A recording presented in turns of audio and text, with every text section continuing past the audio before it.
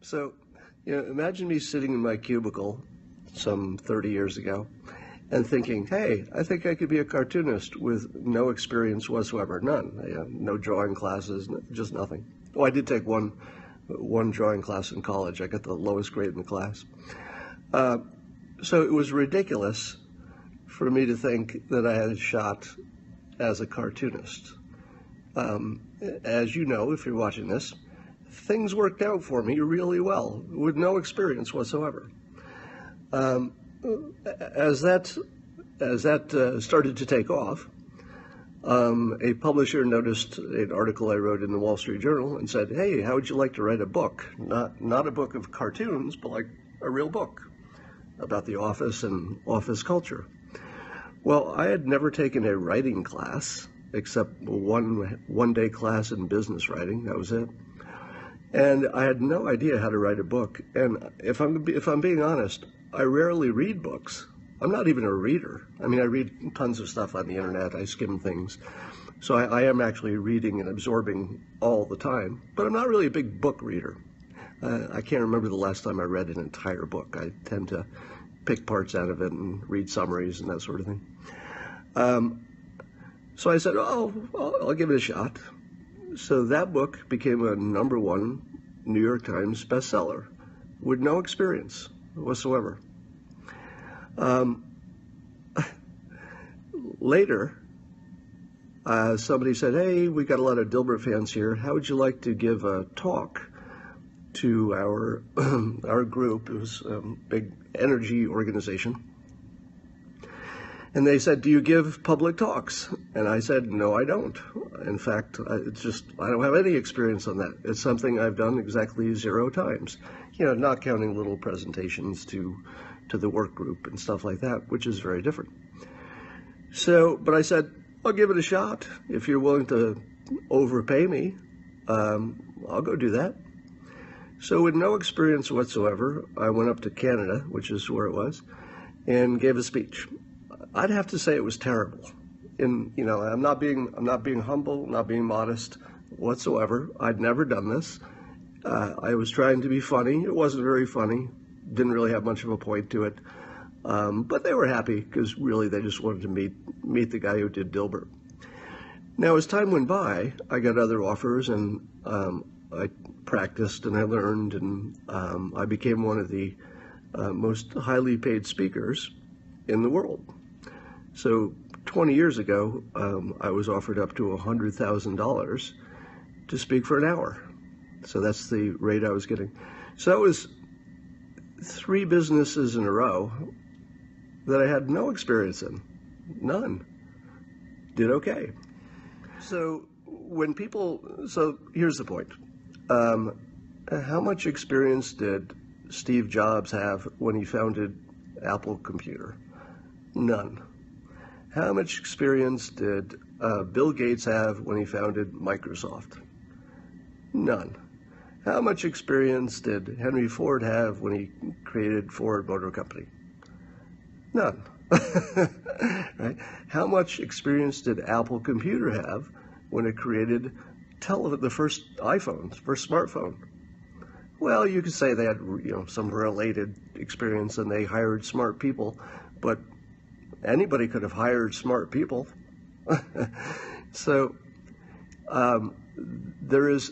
to me, there is no more clear tell for someone who is not successful and never will be than someone who says of another person, stick to your day job.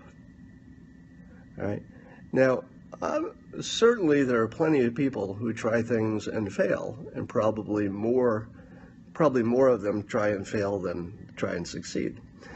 But the people who are trying things and failing are far more likely, to hit something lucky just by trying more than the people who say, well, I better stay in my little day job. I don't want to try a new thing because I'm not an expert. Only experts can succeed. Even when we're surrounded, we're swimming in counterexamples of people who did not do this, have no experience, and have not only succeeded, but have succeeded at the very highest levels. It's the most common thing in the world. Now, clearly there are places where this doesn't happen, right? So you don't see somebody becoming a doctor on the first try. You know, you need to train for that. You don't see people becoming a lawyer on the first try. You know, you kind of have to train for that. But there are a ton of fields that you can just walk right into.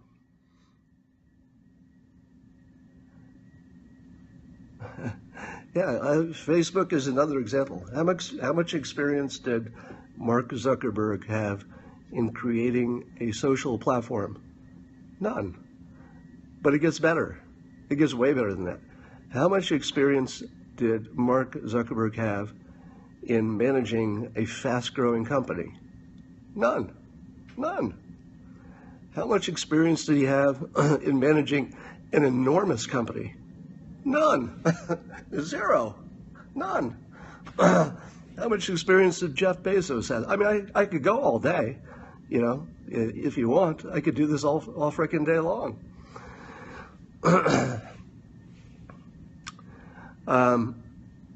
Yep, Sergey Brin. Yeah, don't quit your day job is the loser advice. You know, the specific version that they say to me is, you know, stick to drawing comics.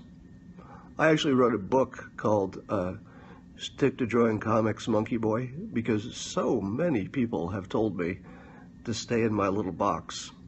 Now I wonder sometimes a little bit what causes people to say that very specific thing, because there's so many ways that a critic could come after me, just millions of ways, but they all seem to huddle around that very narrow and ridiculous loser point that people should never try new things. And I think the answer is that some of it is low self-esteem. It's people who can't try new things themselves because it would be frightening and they don't think they'd succeed, or maybe they wouldn't. But I think they don't want other people to succeed outside their box because it would make them feel as though there was something wrong with them because they couldn't get outside their box. I may be reading too much into it, you know. I do often caution people not to assume they can, you know, see into people's inner thoughts. So this is just speculation. But what in the world would cause somebody to suggest that someone else not try something in a new field? You know, look at it this way. Even if you were pretty sure they wouldn't succeed, shouldn't you try it anyway? Because, you know, obviously, some of you know I wrote an entire book called How to Fail at Almost Everything and Still Win Big. Because the point is, if you pick the right things to fail at, you still come out ahead, right? So it's all about picking the right things that when you fail at them, you still learned a whole bunch. You met some people, you made some contacts, you built up your skill stack, so that the next thing you try, which might be another thing that you've never done before, you've got a whole new set of skills to come into it. So anybody who tells you keep your day job, or just as importantly, if they've ever said it to anyone else, that's someone who is not successful and will never be successful. That's the most loserish philosophy you could ever have. The best philosophy is don't stick to your day job. Let me say it again.